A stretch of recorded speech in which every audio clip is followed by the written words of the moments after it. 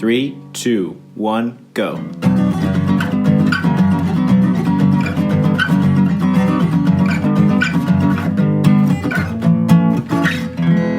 Welcome to Grounds After Rounds. Funny, like I was looking at the I was looking at my sister's camper. I was like, oh, this could totally be one of those mobile, what was it called? Trailer fit. The trailer fit, the mobile gym fit. Yeah. I was like, oh yeah, we should just take out this like sink and this bathroom and this bench, and we just load it with racks and barbells and it'd be great. Except it just has the one door.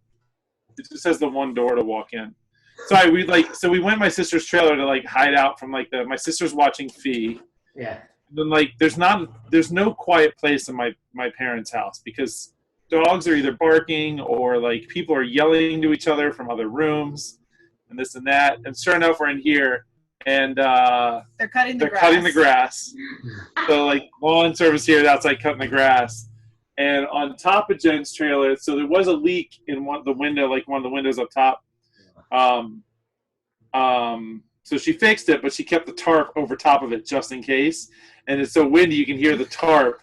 So there might be a lot of background noise coming from here. There was just like, there's no escaping noise at the Heup house. There's no quiet place. Good effort. You guys would have had it. You should have. You would have had to have done what Tony did, which was get into his car. Just go in the car, yeah. So, like, sit in the driver's seat.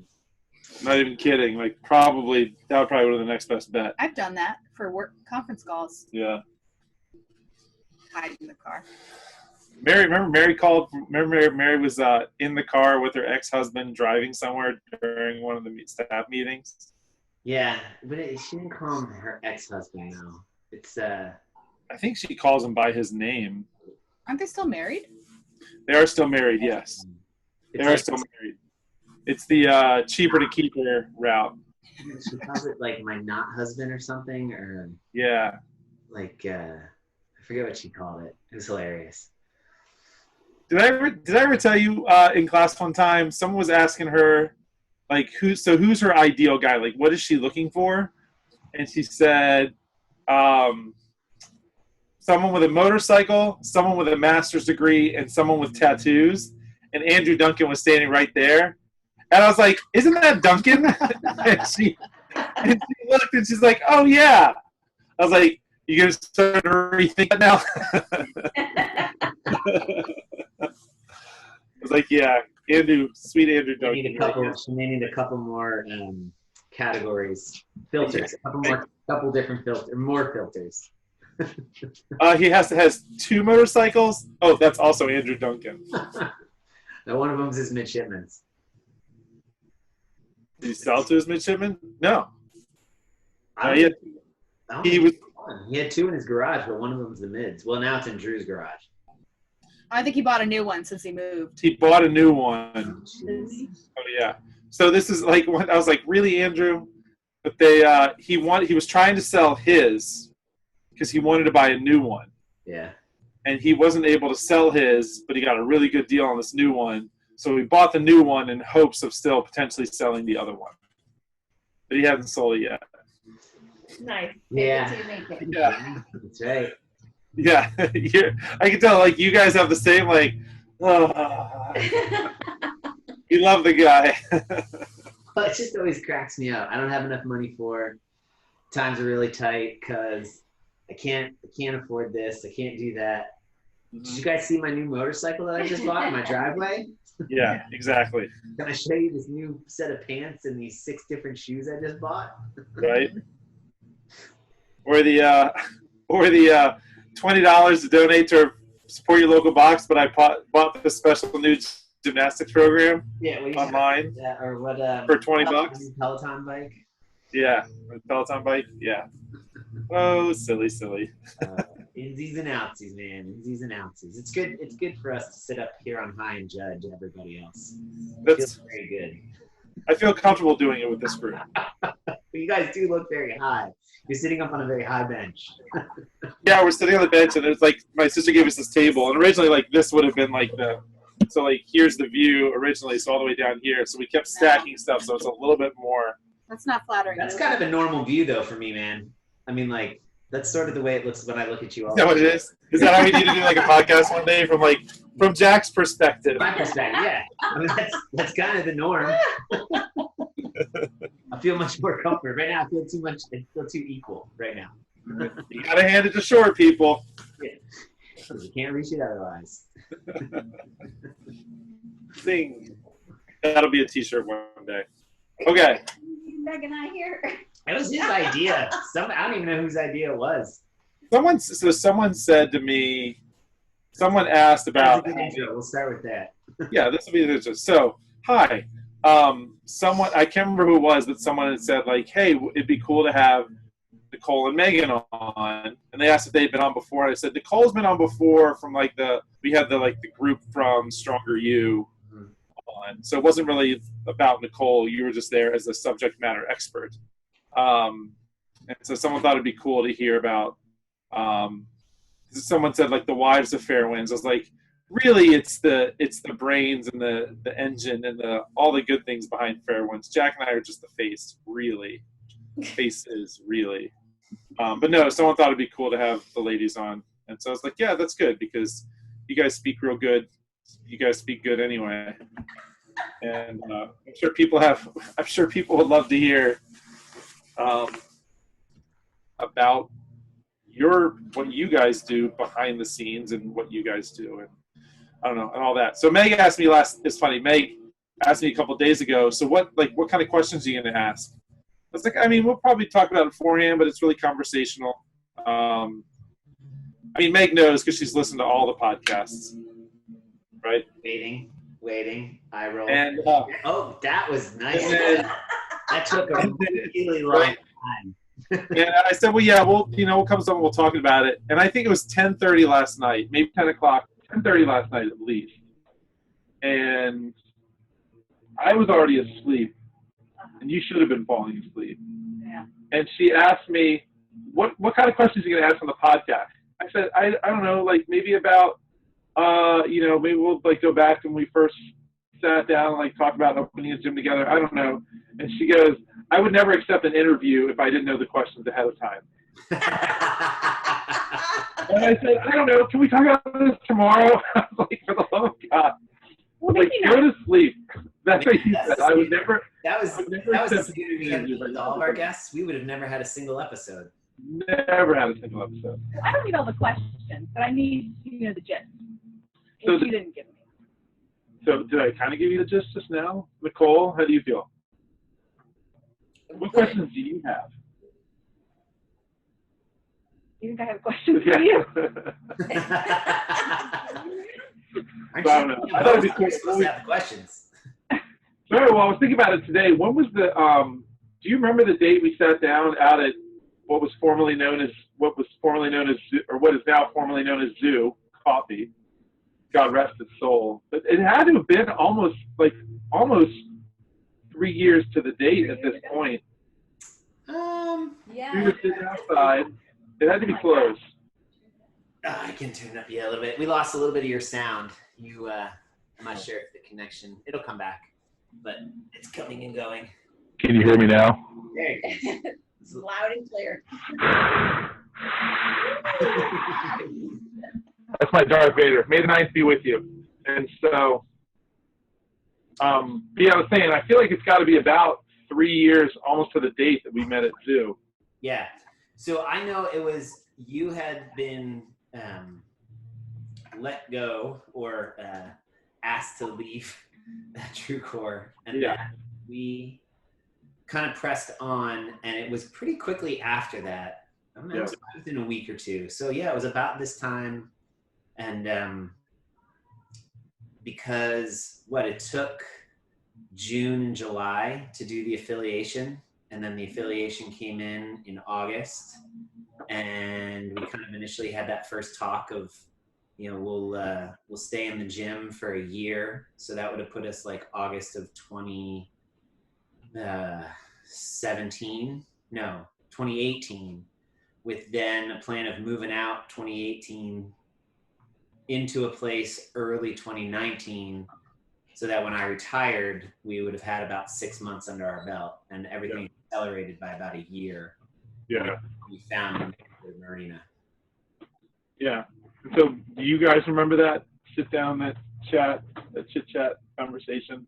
Yeah. I remember I broached it and said, hey, Meg, we're going to go meet up with Jack and Nicole and talk about owning our own gym. And that was kind of the gist of it. So what do you guys remember on that fateful day? I remember that. I just remember the plan was a little bit longer than what happened. Yeah. Yep. And all of a sudden we were in a marina. Well, I also remember the plan. I mean, that plan was the plan, and then I got a notice saying you guys got to get out of here because Listening to the audio, he nudged his head toward. that was for our visual audio. Because in the middle of dinner at 5:45, a handful, probably 6 people, were dropping snatches in the garage, and the comment was, "This can't stay here." And then about the next day, I got the notice from the neighbor, very graciously, are we allowed to have sheds out front of the house? Are you allowed to have sheds in front of our houses? I'm not sure. No, you're not. You're not allowed to have a shed in front of your house. Just so you know. I didn't know if you guys knew that from the HOA. You're not allowed. It's not allowed. If you have researched, which is not actually in the HOA, like there's nothing saying that you can't, correct? Right, but that was my neighbor's friendly way of saying you've gone too far. You need to go somewhere else, or else we're not going to be very friendly. At that point, we had already broached the parking subject, where people were complaining about their driveways getting blocked. Yeah. So that all I think kind of happened in like end of May, June timeframe. So the acceleration, though, yes, the initial conversation was, a certain timeline. The acceleration was also kind of due to my situation as well, or our situation as well, because we had Fiona on the way, and I was working for my dad. Things were kind of, we'll just say, not as stable as we had expected. And so it was kind of like, hey, if we go ahead with this, it becomes because I guess we were talking like, is it even worth doing the real estate appraisal thing anymore? And if we go forward with this, it can be hey, like, Jack, you're still working. It frees me up I can run some classes more so in the evening. You'll still be the morning. I get to be with Fee during the day. So that way too, because we didn't know what we were going to do with childcare or about childcare at that point. Because I think it was a lot of things too, where it's like, yeah, opening the gym can be risky, but or jumping ahead of our plan can be a little risky, but I think we could have made it work out, which I think we have sort of to this point. But I kind of remember that being the conversation. Yes. I guess that's the question, really. Like, what's made it worth it for you, Meg, or from your standpoint? What are the good parts? What are the bad parts? Start with the good, then we can work into the bad. Maybe. If you want to start with the bad, then you can make it good, right? Like, it's been, it's been almost 2.5, 3 years. It's been, let's say 3 years. It's been 3 years. Pretty good run time. Like, take that time machine back to that table. Are you running up to Zeus saying, "Don't let them do it"? No, definitely not. I mean, Eric, you've had a lot of jobs, and you weren't that fun. I mean, you were never happy when you weren't in the right job. Yeah. And so I'm happy that you're in a job that you love. It makes our relationship a lot easier. Mm-hmm. I just don't think you're the type of person who can sit in a job that you're not happy with. So I'm thrilled that you're finally doing something that you love. It's probably one of the longest I've stuck with a job too. Okay. I don't want to say stuck with a job. True. I don't want Don't to bring that up. say if you don't count lifeguarding. Okay. Derailed. Yeah, so I'm happy that you're doing something that you love. I always had confidence in the two of you as a team. I've never doubted that. There have been moments when I've felt like, this is more than I expected, or this is, I've told Eric before that sometimes I feel like there's not a lot of separation between like work and the rest of life. I guess that's the deal when you own a place, you know, when you own your business. But it's always felt worth it to me. I mean, there's so much work that goes into the beginning of running a business. How has that gotten better? Has there been, you know what I mean? Like, is there what's worked to make that separation as we sit here podcasting for the business in sisters? Well, this is okay. Saturday afternoon, yeah. Oh, I'm enjoying this, but I guess sometimes I have to remind Eric, like, hey, we need to have some conversation that's not about the gym. We need to have, you know, maybe a couple friends that we didn't meet through the gym. You know, we need a little piece of life that's ours. Like those people, though. I love all those people, but it can just start to feel like we're living in a little bit of a bubble. Yeah. And so, woo. Cue The camper's falling apart. If the campers are rocking, it's because the wind is blowing.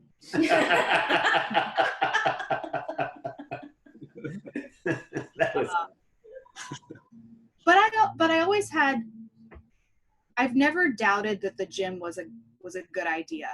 And I've always felt confident in the two of you as a team because your strengths are so different. Like if Eric had wanted to open a gym on his own, I would have been a lot more nervous because I think you need a partner who can complement you in the ways that you're not, you know, areas that aren't your strengths, and you found that. So agreed. Yeah, that's how I feel about it. Which I do think I found that in a wife as well, not just a work wife in you, Jack. Or work husband. Work wife. I think I would be. I think I am the wife in the equation in this. If we blend the gender roles into cultural roles or whatever. Do you know what I mean? Like there's always a wife and a husband. There's certain Western ideas of what those are. So I'm okay. I feel comfortable you saying that. Which I'm sure is now blowing up like the comments because. Can you give us some examples? I want to hear them.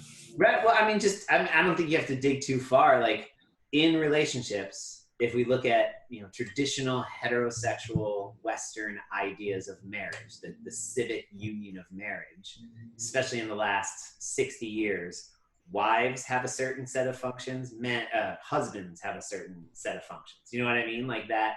I don't think anybody would argue that even in the transition. I mean, geez, just read the New York Times article in the last week about the 62% of men feel that they are doing the predominance of the homeschooling labor, or the homeschooling, taking on that role.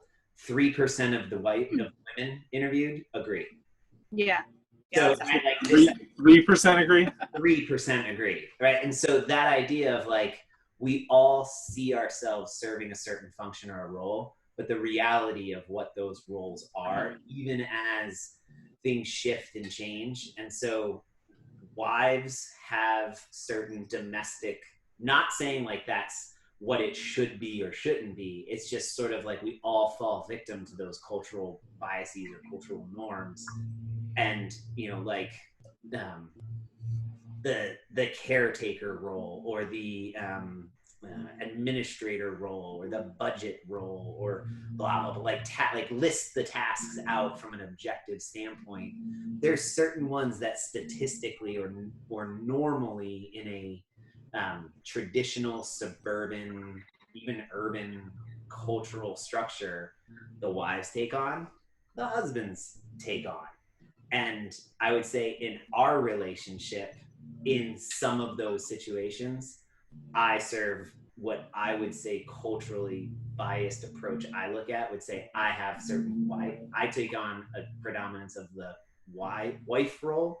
Eric takes on the predominance of the husband role a lot of times in those categories, if that makes sense. And so that's what I mean. I don't feel offended. I actually, because I think there is a shared sense of not burden, but a shared sense of, to make the thing run smoothly, both sides have to respect the other side's roles and respect those boundaries, but then also be willing to shift and ebb and flow as each individual needs to ebb and flow and change. And so, right, it's not like yeah, I guess I'll be the wife in this situation. Like there's no subservience or dominance or, you know what I mean? Like none of that stuff. It's just hey, that's the reality, that one person is, as you said, better at one thing, another person's better at another. If you recognize that and are willing to be aware of it, then you don't fight against it. But then there's also that line of open communication of, I don't like doing this anymore, I don't want to do this anymore. Then you don't do it, and the other person takes it on. So that's all. That's what I meant as far as I'm not offended when you say I'm the work wife. Plus it's alliterative and it works. So That's why I like the sound of it better anyway. or you could just say, and you're my work wife, right? We both have, because maybe there's too many husbands in the mix, so we should Too many cooks in the kitchen. That's right. Yeah. You're my co-cook. I don't know. Yeah, that's a good way of putting it. Yeah. All right, well, I hear the long guys in the back. Are they doing a good job? You said Yeah, sorry. They're right outside. No, it's all right. I just it brings a sort of rural motif to the wood paneling and kind of the background. This is bamboo. Ah, nice. Yeah. That's my story.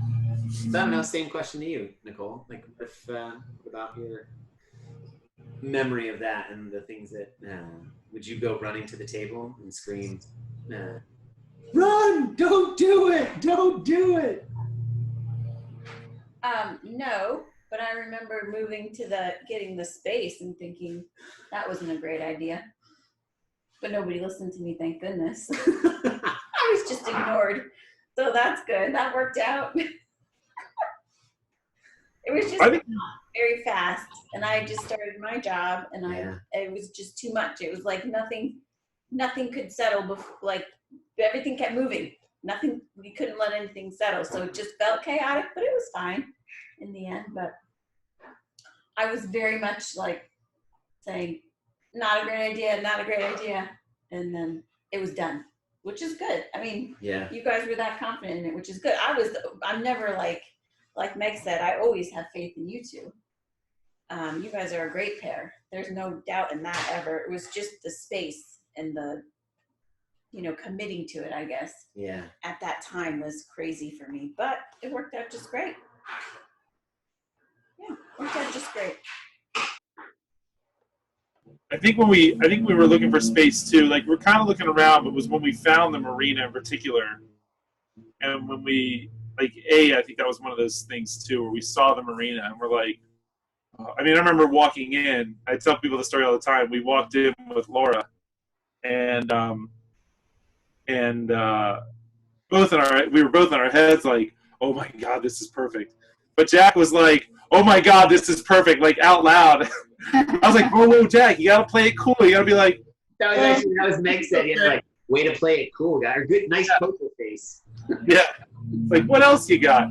But I think it was, we found that, not only we found that place, right, it was the warehouse space, because we were looking at a bunch of retail spaces over by Giant and that little pet groomer place that was actually is still there.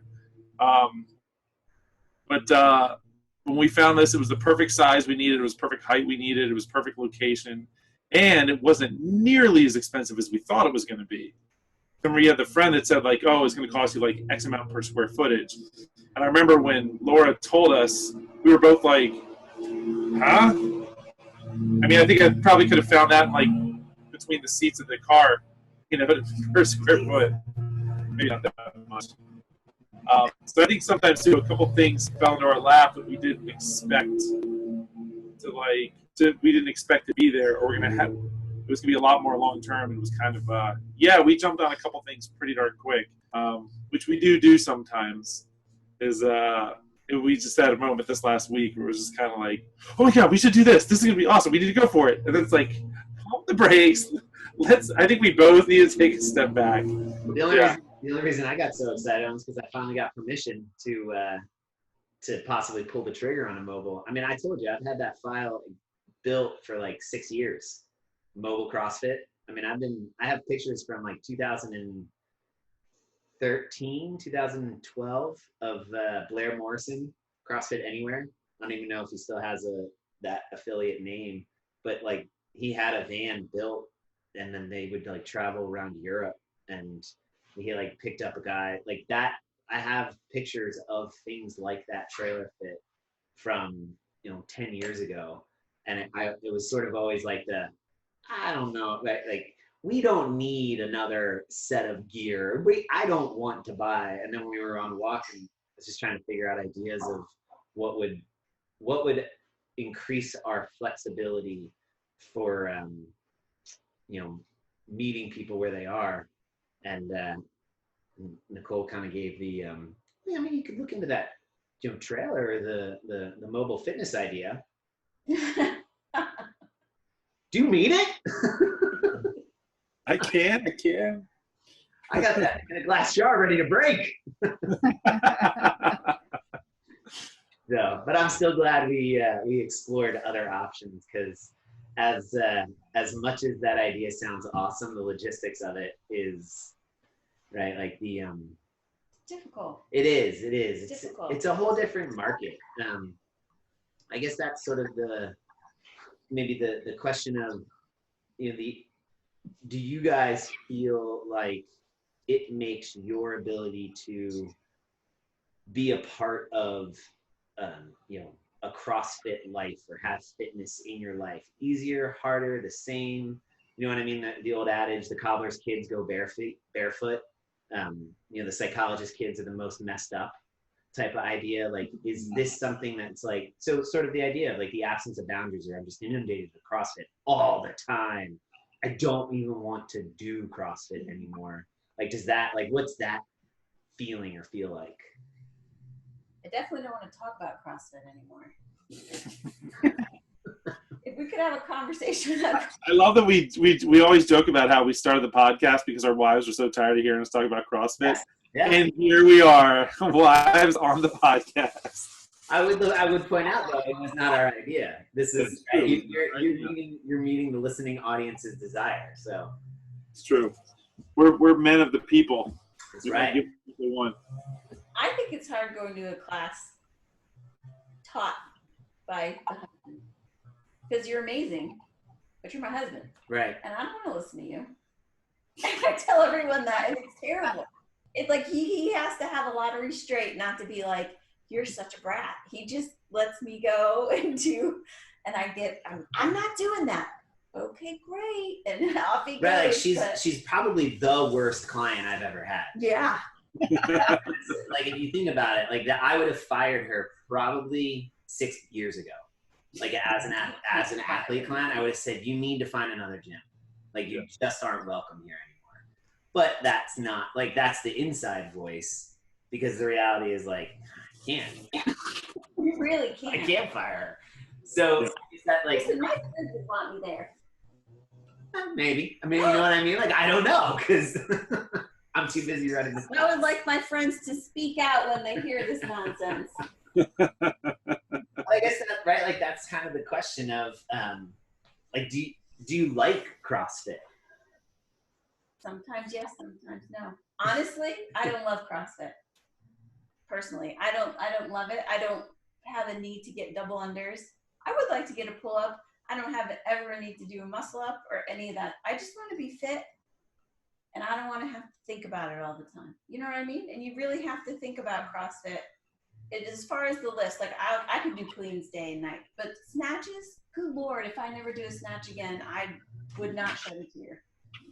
It's so technical. I don't want to think that hard. I just want to be fit and be done with it. So I always wonder, I feel like, do you feel as if, I mean, and even hearing that, Meg, the same thing, do you feel as if you're different than anybody else in the gym? Yeah, I do, for me, but I'm going to let Meg talk because I feel like I'm too chatty. Because what I would offer is, that's probably 90% of the people who come to Fairwinds, right? Like 90% of the people who come to Fairwinds feel that exact same way. But yet you only hear from me. So like, I think you think everybody thinks about CrossFit the way I think about CrossFit, or the way Eric thinks about CrossFit. Because you don't actually hear from the other 90% of the people who that's the exact, like, I guarantee you, how many people, Eric, would you say in your classes express the exact same thing? That like, really, how many of them ever want to go overhead again? I'd be willing to bet at least half the class feels that way about certain particular movements. Like, they never get a double under. I don't care. It's hard enough. I think a lot of people would like to get a pull up because it's just a good, like, how many movies have you watched where someone's hanging off a cliff and they are able to pull themselves up enough to, like, I just want to be able to save myself in the event that I'm hanging off a cliff, being chased by Nazis.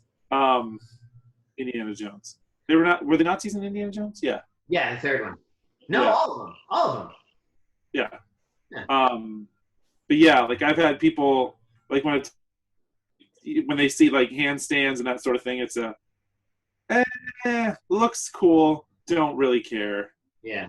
But then it's the, as you even said though, the added pressure of, but it's coming from me, and now that's all wrapped up in like, you know, we are like, but I am the wife of the owner, and you're my husband, and I should be good at this, or blah, blah, blah, or not, you know, and it's like all that other stuff of, like, Joy doesn't have a problem saying, like, no, I don't want to do that. I'm not going to do that. I don't have a problem saying it either. Right, but I guess. And everyone knows how I feel about practice rounds. I mean, I need to clear what Right, you like along, and I would say along with the rehearsal rounds. kind of the other people who say it as well. The difference is they don't have any sort of problem, or right, like that doesn't then negate their feeling around CrossFit. So I guess what I'm saying is I wonder if the added pressure of like, oh, I'm married into this, or I'm attached to this, I should love CrossFit, or I have to love CrossFit. Do you know what I mean? Like, which is, it's unreal. It's unrealistic, and it's not necessary. Like, Yeah. you don't. Go ahead. I hear what you're saying. I don't feel that way, but I do feel sometimes like I'm flooded with information about CrossFit, and it kind of spoils the fun of it. Yeah. I also, I miss working out with you, Eric. We used to, for years, we worked out together, or I took your classes, and I have struggled to feel like a part of the membership community at Fairwinds because I haven't created a rhythm where I'm consistently going really since you opened, which has nothing to do with it being your gym and has everything to do with we had a baby, and then like 2 months later you opened a gym. Yeah. And so I really struggled after that. I thought when you guys were opening that, oh, this is amazing. I'm going to have a gym right down the street where I can work out, where I can feel comfortable because it's you guys, it's your place. And I had a really hard time fitting that into life. Like new parenthood threw me for a loop, and I just couldn't, like, I could hardly get a shower, let alone put my workout clothes on and get to the gym. Yeah. And so I've struggled to just get back into CrossFit, even though I love it and I want to be doing it. And another thing I never really thought about, people say, oh, you guys have a gym? You must be super fit. You must work out all the time. And I'm like, well, what nobody tells you is that when you work and you own a gym and you and your husband are on opposite schedules and you have a kid, there's no one to watch your kid so you can go work out. Like if Eric's working, I'm either working out on the clock or I'm finding a babysitter so I can come and work out. Right. So owning a gym hasn't made me less interested in CrossFit or, want to do it any less. It's just come at a time in our lives when I'm struggling to get into a routine where I'm working out. Yeah. So I don't know. I don't love talking about CrossFit all the time. That's for sure. I don't want to hear 20 minutes about burpees or whatever it is that you like to talk about. Like I don't want to. 20 minutes. I've never talked about burpees for 20 minutes. I'm with you, Meg. Well, I guess that's the question. Do you guys feel as if in conversations with you that's all we talk about. Because from my perspective, I don't feel that's the case. I actually feel like I don't talk about the gym at all. Like Not at home, just you and I. Right. But Like, if we're with people. oh, that's it. Well, and I guess, yeah, that would make sense because I don't really have friends other than people who are involved in the gym. I mean, Sunday night dinner at the Bowers, you and Drew go off on your CrossFit, but that's okay because I got killed. And which is fine. I would say that, again, that's not me, right? Like, I don't start those conversations. It's kind of the, sometimes you do. no, I would say if you watched it, I do not start I am uber sensitive and aware. I do not start conversations about CrossFit. Now, granted, I have a tattoo on my arm of an anchor with a dumbbell on it, so that might be Right. Conversation starter. Yeah, exactly. Like it's a non verbal conversation starter. But I do not start conversations about CrossFit. It's the same thing. I don't tell people I was in the Navy. Do you know what I mean? Like, unless somebody asks or they want to talk about it, and I will find off-roads to off-ramp and ask them about it all day long. But that's the thing. I would agree that oftentimes other people want to talk about it, and that can be frustrating for those who spend the majority of the time. No, it's not. It's not. You hear this and then think they can't talk about it. That's not it at all.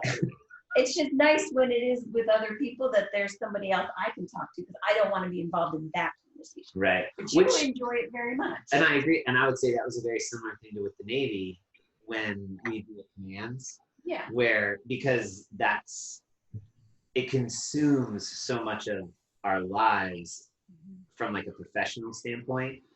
The guys or the Navy people would talk about the things happening in the Navy, and the people who weren't in that all the time would be like, I have no idea what you're talking about, nor do I really care. Is there anything else we can talk about? And then it would kind of ebb and flow. So I think that's a very similar thing, which is respect. I mean, makes sense, right? Like that would be well, yeah, your profession, your passion. There's nothing wrong with it. I was answering the question. Yeah. But at home, we don't talk about it. Like on our walks and stuff, that's not what we're talking about. We're talking about stress, like ideas and like things like that. But we're talking about your work, my work, as much as we talk about your work. Yeah. I think we talk about it more from like the business side of it than we do like CrossFit, the methodology, when we do talk about it, because we talk about it quite a bit at home, but it's more from the perspective of Fairwinds CrossFit, not right. Totally. How to meet? Yeah, I like those conversations. Me too. Yeah. So I guess that let me ask. So Meg, like, where do you see like we come up on the lease renewal in 2 years? And we renew it. Like, what does the second act of Fairwinds look like to you?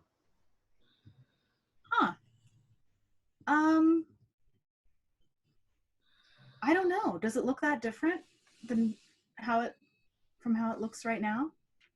I mean, I hope you guys continue to grow. I want to see grow the way you have the past, almost 3 years.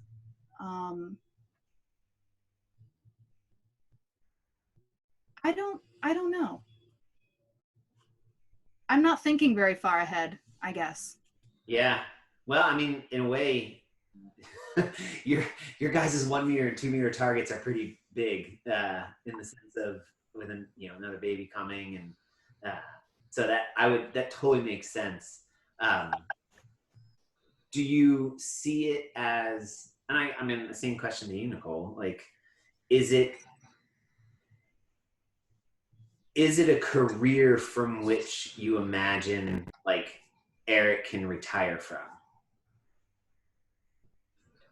I don't know. I hope so. I mean, this is a little bit more personal than it is about the gym, but I hope that it will grow to the point where I can have some freedom in what I'm doing. Because I've been at my job for 10 years. I really don't love it.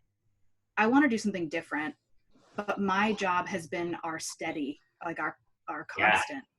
It's the job that pays the bills and gives us health insurance and all of that. Thank you, by the way, for that.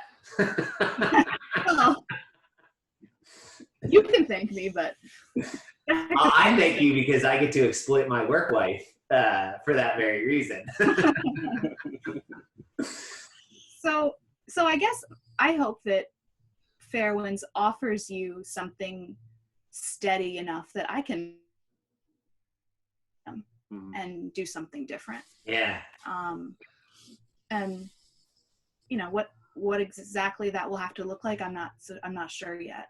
But I like that. That actually, so right, like that's a nebulous enough but specific enough. Like, so all the business mentors, or at least the one that we really like, says like, imagine your perfect day, and then that's the goal to shoot for. Or that's the target to start aiming at. Like, that's a perfect day. If you think, and you could he and I could tease that out of like, what does that actually look like? Then that says like, okay, well, this is then what the next 5 years have to look like to get to that perfect day.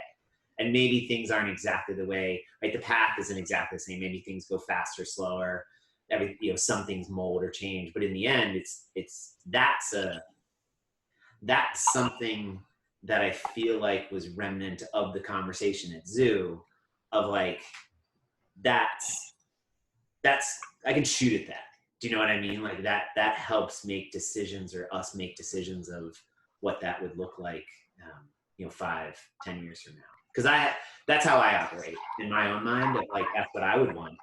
That's what I want in sort of the act 2 of some same freedoms, or these systems are in place and these things. It's not a wholesale change, or right, exactly. Like, we're still running classes, you're still doing CrossFit. Like, those are the foundational things that stay the same.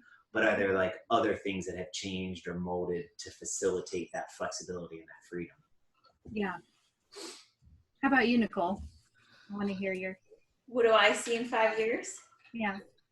I don't know. Whatever makes you guys happy, really. Because that ultimately your guys' decisions just flow with what your people need, and it's so like kumbaya with what they need. It's a pretty incredible and special combination with you two that I would pretty much trust which way you would go.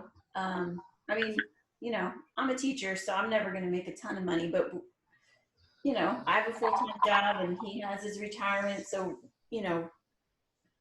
it's not so much worrying about how big it gets. It's just, how it stays like authentic to you guys, and where you still love it, and where you still love each other, and, that you love being together. And cause that's once you guys, right. I know, big heart. So if that man crush ever left, that's a big thing of Fairwinds. It's you guys. Yeah, that would suck. Yeah, you guys are the magic. So. Yeah. So it's funny, as you were saying that, I remember a conversation we had. I don't remember when it was, but it was the idea of, well, when the boys get to high school, then we can really start spending some time. Like, I had this idea of like, I'd take on some stuff, or like run a program or whatever. Or it was you when you were starting to set up Move, Learn, Succeed, or something about like when you could actually tutor. It would be after school and blah, blah, blah. You said something, I'm paraphrasing, but no, that's going to be the time when I don't want to work, or when I like, one of us is going to need to be around even more. So this is never going to work. Middle school and high school. Yeah, like those times are even more important to have the flexibility, and we're seeing it. So like the fact that my day is over at 3 o'clock or 4 o'clock is critical. And that's why like it works out really well for our schedules. Like, I'm fine getting up at 4 o'clock in the morning and working a 10-hour day and being done at 2:30. Well, done with Fairwinds. Done with Fairwinds. Right. Like the work day is done. And then things bleed over and you work on it. But because then that's the shift to picking people up, shuttling things around. And you know what I mean? And making dinner, right? Like getting all of that situated. And so as you were saying it, Meg, the idea of like that the genesis of this whole thing that we're existing and living in now started with that very nebulous kind of unspecific, like one of us has to be available during that hour time frame. And it's not Nicole because you're teaching or whatever, but it works out fine because then we've split the load on some of this stuff, and the gym is the thing that facilitated that. If I had taken some, contracting job at Booz Allen Hamilton, or if I was a teacher, like I, went and was teaching high school English or something or whatever, it would be I think we would be extremely unhappy.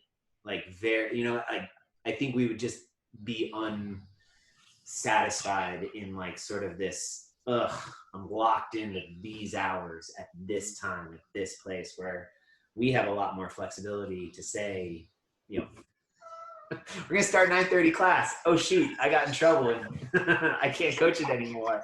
I still love that. That was the best guy. You do remember that was supposed to be your class, right? Can you take it back now? You were like, oh, was it? Oh no, I didn't. I may have said that at first, but then I was like, oh my God, you're right. I got it. Oh, that was fun. But yeah, that was cool. I hadn't thought about it that way, Meg. I really like that. Like that is a very motivating, like, my brain just kind of lit on fire of like, what does that look like for the next, 18 to 24 months to set up the next 5 years? Yeah, and for us it's easy because we come from a Navy world where he couldn't really count on him being around, not because he's irresponsible, because the Navy comes first and off he went. And now, I mean, this is just gravy. I mean, this is great. Yeah. You know what to do with yourself. I know. I have to like. You keep your hands off him, huh? Great. Listen. PG, boys, PG. We all had so much change, and Nicole was talking about how when you guys started Fairwinds, she got a new job and we had a baby, and there was so much change going on in both of our families.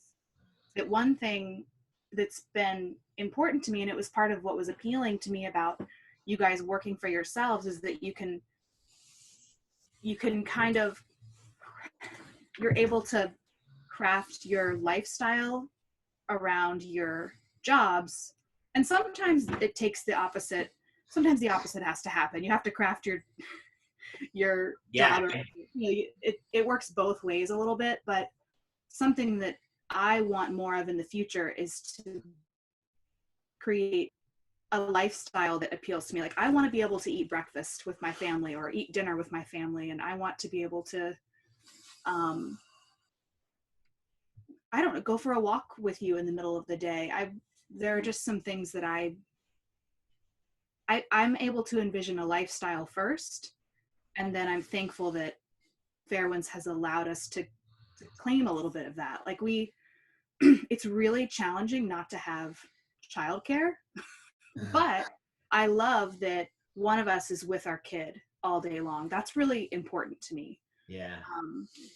So because of Fairwinds, Eric can be with Fiona during the day while I work, and then we do a shift change, and then I'm with Fee while he's working. And sometimes that really sucks. Like, it's hard to cook dinner when you're alone with your 2-year-old. It's hard to get anything done, and we're not often together doing it. But at least for now, it's important to me that it means that one of us can be there for our kid. Yeah. I think Coop, that same business mentor, by the way, really well said. I like the way, like that, seeing both sides of it, right? That there is not a quid pro quo, but it's sort of it's this feeling of this is a worthwhile emotional investment in, that was really well said, Meg. And Coop said the same thing. Chris Cooper, that's the business mentor I'm talking about from before. He said, his life sucked 10 years ago, right? Like, he almost gave up. He almost quit. He almost mailed it in and said, no thanks, I'm done with this gym ownership entrepreneur thing. And he said this weekend, they were going to give 50 bikes to at-needs kids in their community. And he's like, I'm not telling you this to brag, though he said, though I'm quite proud of it. And so maybe it is a little bit of a brag. But he's saying it because they're not there today without the deliberate, like, putting in and sticking with it early on to get, and the overnight success took 10 years of very deliberate, very methodical, very slow work with always that eye towards the designing your life to what you want it to be and having something that facilitates that. So again, I like that as sort of like a cornerstone theme or sort of thing to hold on to. Again, really well said. Told you she talks Well, good. Eric wasn't kidding about the brains behind the operation there. I don't think that's what attracted you to me.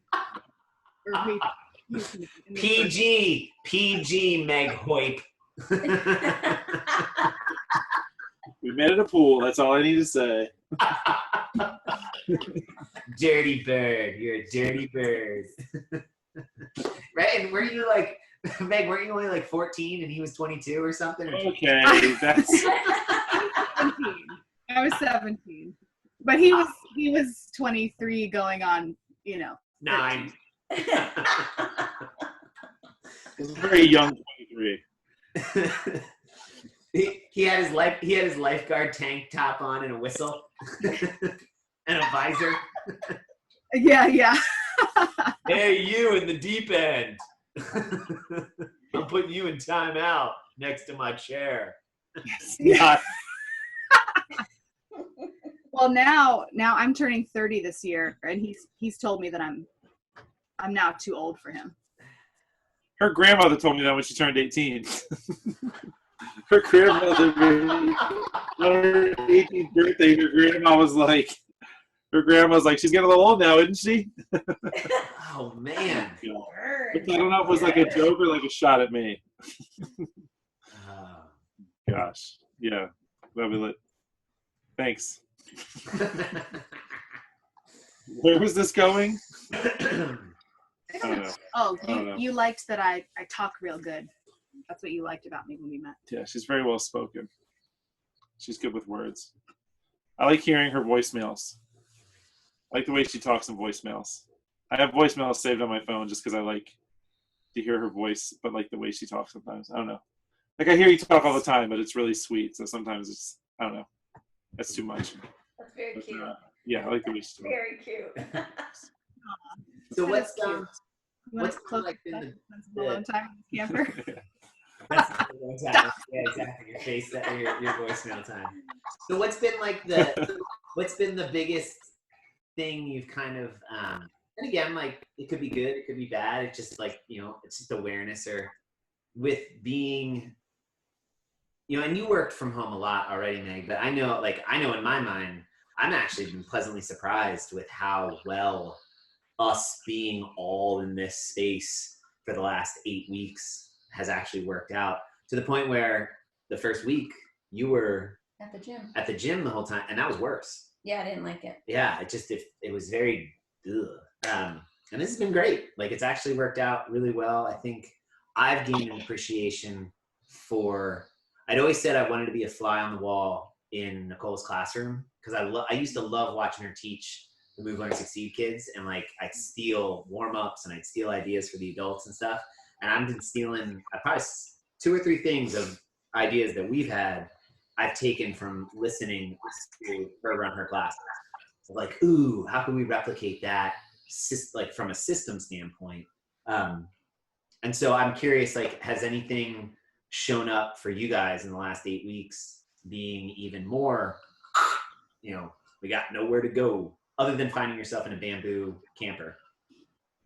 I don't know if we should answer this question. Well, I think the importance of having more structure to a day has really come into play, especially with Fee. Yeah. I don't think, unless you have kids, you probably don't realize how important that's. You think like, oh, you can just do this with them and do this with them, and as long as they're entertained and something to do, you're fine. But like that structure really does play an important role in how she gets through the day, which obviously it plays an important role in how we get through the day. Like we notice the difference where if we just kind of get up and just kind of like wing the morning, like, well, she wakes up at whatever time and we'll kind of make breakfast, maybe we'll play around a little bit, and maybe we'll I'm sorry, I'm pointing at our dog snoring. I'll be interested to see how that sounds on the microphone. Anyway, sorry. Go back to My what you're bad. Yeah, saying. But Okay. it's going back to like we kind of wing it, and as the day progresses, you can kind of see where Fee starts to get a little bit more. Her attention span isn't there later, or she gets a little bit more. I don't want to say needy, but she's very different when we have things a little bit more structured out through the day. When there is that routine of we wake up, we have breakfast, we get dressed, we go for a walk. We have lunch at this time, we have quiet time at this time. I don't know. I think if anything more than ever, especially because we don't have gymnastics to take her to. We don't have a playground we can take her to. We don't have there's all these things that we were able to do with her that we can't now. And so it's so much more on us to be able to provide these things for her. And so I guess, in short, the importance of structure throughout the day, regardless of what that looks like, the structure is important. Yeah, we've definitely had to redefine our family rhythm. And I think everybody's doing that. Right? Kids are home doing school virtually. People who are not accustomed to working at home are doing that now. So we've had to change some things. And I think that rhythm has been even more important in the last couple months than it was before, because it was, previously it was defined by things like gymnastics on Tuesdays and your staff meetings on Wednesdays. And that's when my grandmother comes over to watch Fee until I get home from work. Like, we had these touch points, I guess, throughout the week that aren't there anymore. So we've had to find new ones. And there's been a lot of give and take when, you and Jack are trying to remain flexible during this strange time and like keep your business strong, which means that you have a conference call together at 1 p.m. And that means that I step out of work and I'm with Fee, even though that didn't go so smoothly the other day. She's like, I'm still impressed that we pulled that off. You guys are awesome. That was really, that was awesome. But I think we're doing okay. I said in the beginning that, or when we started answering this question, maybe we shouldn't answer, just because in some ways it can be hard to be with the same, with somebody all the time, and we love each other, but like I'm 19 weeks pregnant. I can smell everything. Oh. And a can of tuna, and I'm like, get out. Why are you doing this to me? I was like scrambled eggs one morning, and she was like, I go back in the bedroom, and she's got like the window open. She's got a bucket in her hand, and she's got the window open, like breathing out. She's like, I just can't smell eggs right now. Like, So I was just trying to make breakfast for everyone. Yeah. I'll tell you though, that's legit. Like I read something, again, maybe a New York Times article or somebody's post of like, it legitimately is unreasonable to expect another human being to fill every single role, need that another human, like you just don't do that. Like nobody only spends all their time with one other person. So all of these other roles or all these other stimuli that would have been filled by the random person in the grocery store or the person at the drive-through or whatever, you don't get those anymore. Just your friends. Yeah, exactly. Just your, yeah. So I think these polygamists have it figured out. Oh my Lord. No, we don't need to go, right. We don't need to go all the way that far, my friend. Okay. There's a couple steps before we get there. Okay. In more line with what Meg is saying. Right. Am I okay to be able to say that? And I think you're right. Like, yeah, you come back to that sense of like, maybe I shouldn't answer this. I think we should. And I think it's okay that we all recognize, like, I think pat on the back, like a collective pat on the back of freaking did really well of not killing each other in the last 8 weeks and actually still smiling and still willing to do a podcast at 1 o'clock on a Saturday and talk about this stuff. So, yeah. I think I've been harder to live with the past few months, so you get a pat on the back first. Thank you. You're wonderful too. But if I don't turn up for a while, I'm in a camper on Forest Trail Court. It ties me up and leaves me here. The last known whereabouts were. So I forgot. Is your sister? Are they living in that camper in your parents' driveway? No, they live in. We had when my grandparents lived with us, we had our garage converted into an apartment. So it's like a full efficiency with a kitchenette and bathrooms and all that good stuff. And so they're living in that apartment, and they're here to kind of. Jen's here has just been kind of assist to my mom and my dad as they're. That's right. Good deal. Going through life and. You didn't answer. What? The 8 weeks. What has shown up for being stuck here? Things are different. I think it's good. I mean, other than I would love to be in my classroom, but I mean, my boys are doing great. They're quiet. They clearly not awake until like 10 or so, and then I get to see their little faces in the middle of the day. I love that. You're busy with work, and we're not really in each other's space. Yeah. I think it's going pretty great. Yeah. I mean, I'm happy. It's just the chaos of the world is weighing on me, but that's nothing to do with the house or the kids. I mean, everybody's very happy and healthy. Yeah. Our boys are living their best life possible right now. And they're very happy. So yeah. He's not doing CrossFit at 4:00 though, just FYI. Well, I know. They did express that later this last week. All of them said, maybe I'll start doing it. But then the weather turned and they authorized voting. And so they found themselves out on the freaking water. Water, yeah. Yeah, exactly. And I can't fault them on that. Like, I think that's what I wanted to offer back to you and Ellie from last time we talked of, like, what is it that's making them all across the board, that age group? It's because they get all their work done by like 12 or 1. Yeah, and they have the rest of the day. Right, they're just out. They don't have to be pinned down to any sort of schedule at that point. Right, yeah, right. And I'm not Quite a beautiful thing for them. I'm not. I'll tell you, keeping the beasts engaged has been a lot harder than keeping the adults engaged. And it's a smaller group. Like, thank God we don't have like 60 of them.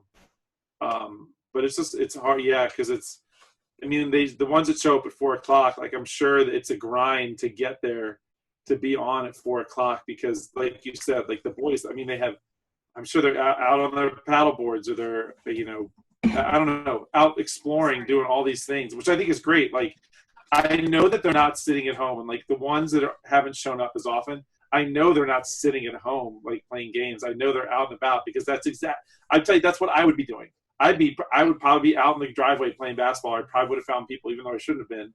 I probably would have found pickup games or somewhere playing basketball. I wouldn't have committed myself to 4:00, because that's what I had to do every day for the school year. Yeah, exactly. And, so I totally appreciate it. So we're keeping them in. You can, but like I said, I know they're out doing stuff, and that as long as they're not sitting on their butts, I'm happy. I know I can speak for Ellie when I say that too. Right, it's that time, gratitude time. You guys, so you guys don't listen to the podcast that much. We have a tradition where we instead of doing like a pet peeve or sort of like the thing, are you kidding? Come on, man. We do a gratitude. This is the one heads up I gave Meg. Maybe we had a lag. I gave Meg on the car right here. What? I don't know if there's a lag. I gotta look. Yes. For those of you who know Nicole, you know the look that she just gave Jack. Yeah. Well, I will say actually that is my gratitude, is that as much as Nicole recognizes and is aware of her difficulty as a client and an athlete in the moment, those are you. If you want to call yourself a professional, I believe if you want to call yourself a professional in any field, you better be able to manage like the easiest client, like the person who just like John and Shelly O'Neill are quite possibly like, if I were to pick, like they will do anything I ask them to do, and they will do it with a smile. And I mean, John, like seriously, like I tell him to do, work out in the rain in a snowstorm, and okay. Yeah. He shows Yes. us what he does, right? And then he'll talk about like that idea. That is an awesome thing to have. But you also need a client who will tell you, no, find something else for me, or like make it work. And if you can't, then you're not a professional.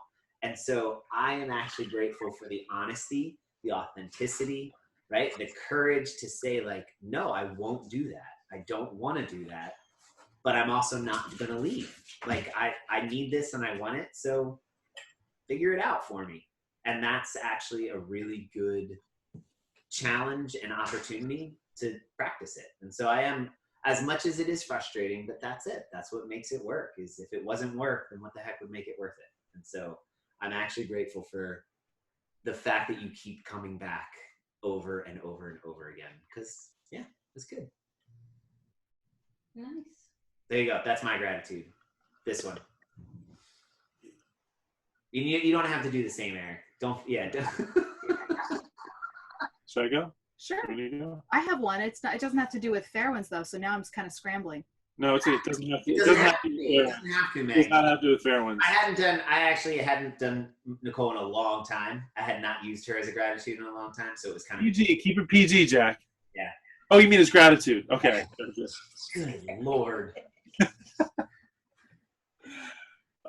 Yeah, mine. I mean, So embarrassing. I knew mine was gonna be Meg from the get-go, because she's been.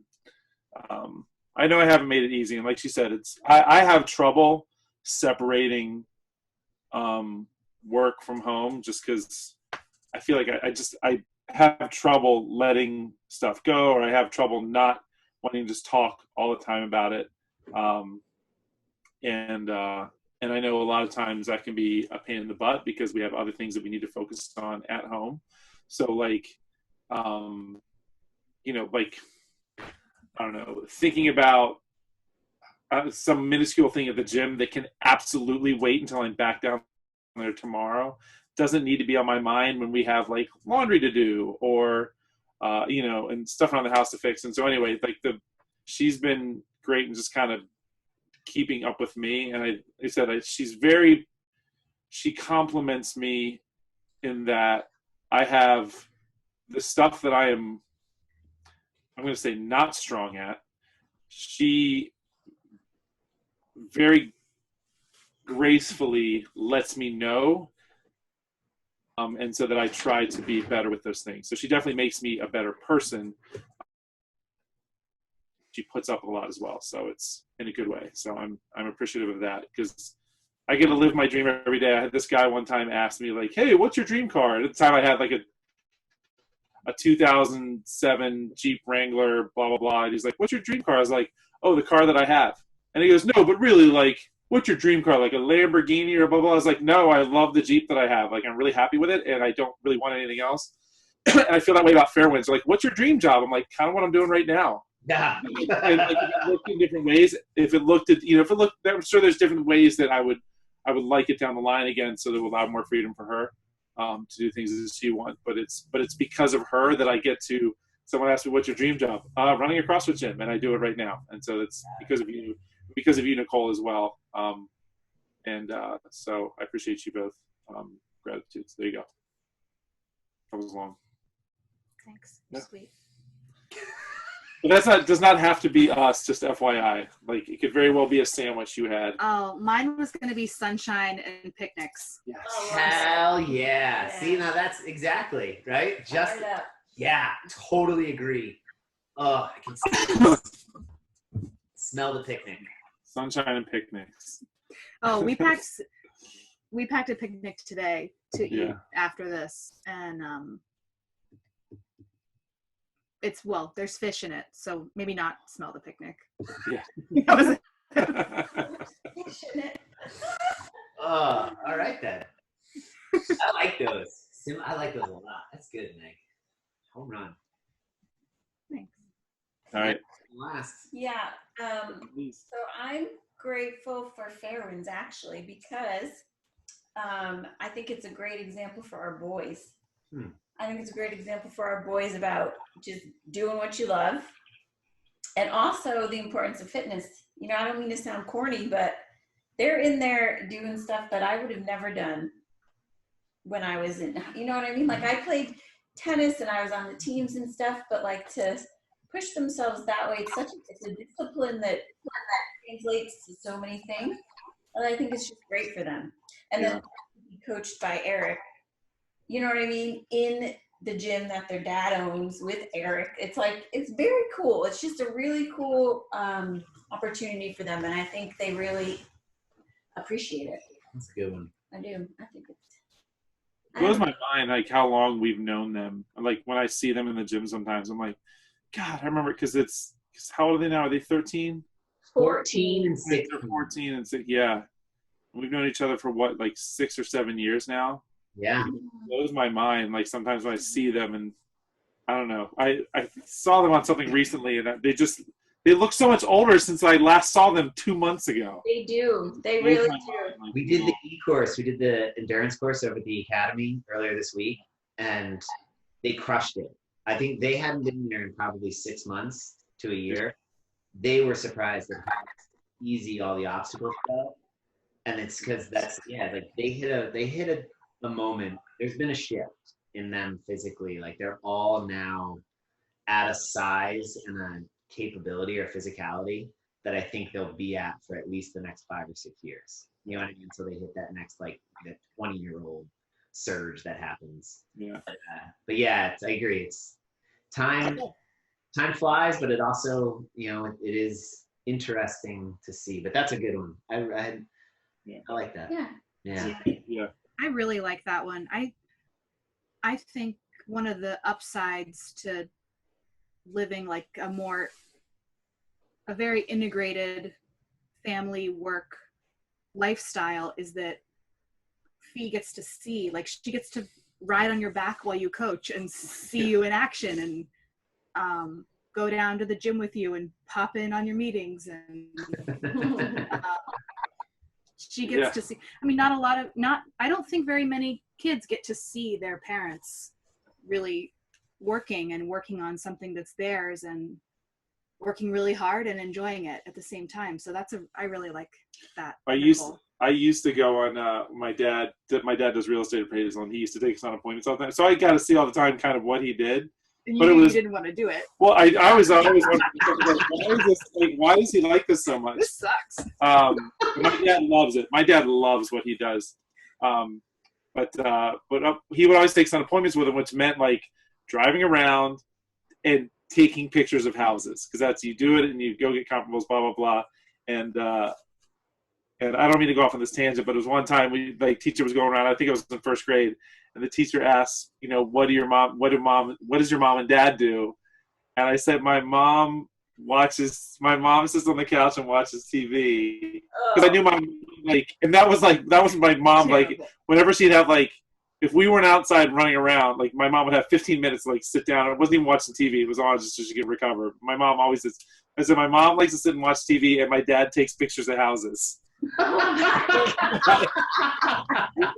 around and takes pictures of houses. And my first grade teacher came to my mom after school that day. She's like, we need to talk about something your son said today. So yeah, I feel like when that time comes, Fee will have a little bit more like clear picture of what it is. Or not, right? Or not. It'd be very interesting to hear when, second grade Fee has to describe, what does your daddy do? Who is your daddy and what does he do? Your mind, he probably plays on the playground all day. Yeah, exactly. He's in the gym all day. So. Yeah, he yells at people and does pull-ups. Yeah. He's doing back squats with mommy the other day. All right. Well, cool. You guys got a picnic lunch to eat. And we do. Yeah, I think we probably are right at that window of we're about to the boys have stayed away long enough, but yeah, they're probably going to all of a sudden explode. So yeah. Cool. This was fun. Thank you. This was fun. Yeah, well done. Great idea. Nicole, I had a quick question for you. How many ears does Mr. Spock have? I don't know. He has a left ear, he has a right ear, and he has a final front ear. Oh my God, Eric. That's terrible. No. I want to thank Jen Copples for that one. She sent me that. Thank you, Jen Copple sauce. Copple juice. Awesome. Thank All you right. guys for having me on. Well, you guys have a great. What was that, Meghan? Sorry. Thank you for having me on. This was fun. Oh well, thank you. You guys, you were awesome. Seriously, that was really cool. I mean it too about that comment of the 5-year goal. Done. Consider it done. We're gonna work on it. Part 2. Part 2. Alrighty. Well, enjoy the time with your parents, and or that's where you are. Yes. Yeah. Cool. Cool. All right.